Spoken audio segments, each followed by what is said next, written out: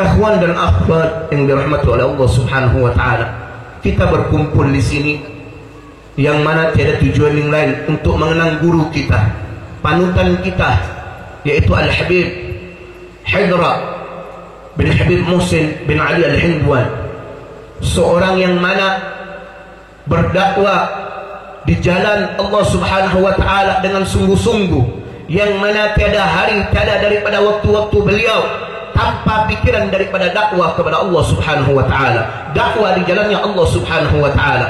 Karena saya alhamdulillah diberikan kenikmatan dapat berkumpul bersama beliau, yang mana saya melihat bagaimana kehidupan waktu-waktu beliau yang beliau isi, yang mana tiada pikiran lain bagaimana dakwah ini berjalan, bagaimana dakwah ini bisa diterima oleh orang, bagaimana dakwah ini bisa diterima oleh umat-umat Rasulullah sallallahu alaihi wasallam. Karena setiap waktu itu saja yang mana tujuan daripada beliau.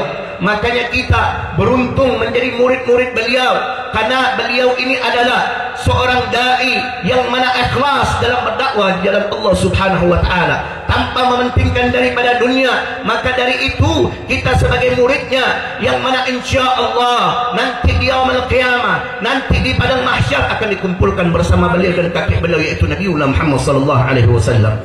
Kita sebagai muridnya, apakah kita sudah sering mengucapkan doa untuk beliau setelah beliau meninggalkan kita? Apakah rutin daripada setiap solat, selesai solat kita lantunkan doa untuk beliau? Karena itu sudah keharusan kita sebagai murid beliau.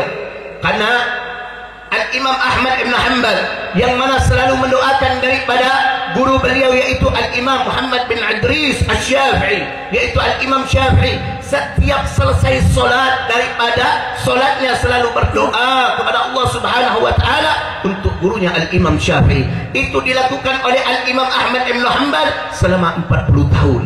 Sehingga anak yang bernama Al-Imam Abdullah bertanya kepada ayahnya, "Wahai ayah, siapakah itu Asy-Syafi'i yang mana sesungguhnya aku selalu mendengar daripada ucapan-ucapan doamu menyebut daripada nama beliau?"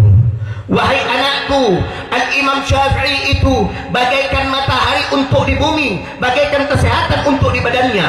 Apakah ada ganti di antara keduanya?" Itu juga harus kita tanamkan di dalam hati kita kepada guru kita Al-Habib Hidra bin Muhsin Al-Hindwan.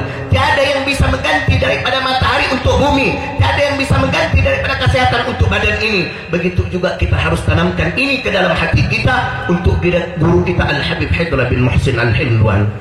Makanya bayangkan Al-Imam Ahmad Ibn Hanbal memohon doa kepada Allah, yang mana selama 40 tahun berdoa apa?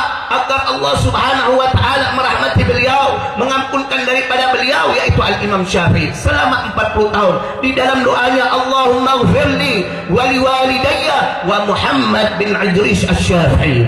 Begitu juga doa yang harus kita panjatkan, yang mana setiap waktu daripada kita selesai solat untuk kita kumandangkan, untuk kita lantunkan untuk beliau, yaitu Al-Habib Hidra bin Muhsin Al-Hindwan. Karena apabila kita ingin dianggap murid yang mana akan diakui oleh beliau nanti di yaumul qiyamah, maka tunjukkan bukti daripada kecintaan kita untuk memperjuangkan daripada dakwah beliau, untuk selalu berdoa untuk beliau, dan yang mana berpartisipasi di dalam dakwah-dakwah beliau, yang mana akan terus berjalan sampai nanti di yaumul qiyamah. Jangan biarkan beliau mana bersedih melihat daripada murid-muridnya yang mana berhenti untuk mengingat Allah ketika beliau meninggalkan, yang mana jangan kita sampai membuat beliau bersedih ketika beliau meninggalkan daripada dunia ini, yang mana kita tambah jauh dari Allah Subhanahu wa taala. Tapi tunjukkan, bikin senang daripada beliau, yang mana kita tambah dekat kepada Allah, tambah ingat kepada Allah, dan tambah membantu daripada perjuangan daripada dakwah beliau, terutama dakwah beliau yang insya Allah yang mana sudah diteruskan daripada adik beliau guru kita, yaitu Al-Habib Ali Zainal Abidin Al-Hindwan, yang mana kita motivasi partisipasi dalam dakwah ini agar dakwah ini berjalan terus menerus, sebagaimana itulah pesan daripada Syekhana Al-Habib Umar bin Muhammad bin Hafid kepada kita semua sebagai muridnya. Mungkin saya ini tidak pantas untuk berbicara, makanya saya hanya agak semraut bicaranya karena dipaksa untuk berbicara oleh Al-Habib Ali Zainal Abidin. Jadi mungkin hanya ini saja yang dapat saya sampaikan. Wabillahi taufiq wal hidayah. Assalamualaikum warahmatullahi wabarakatuh.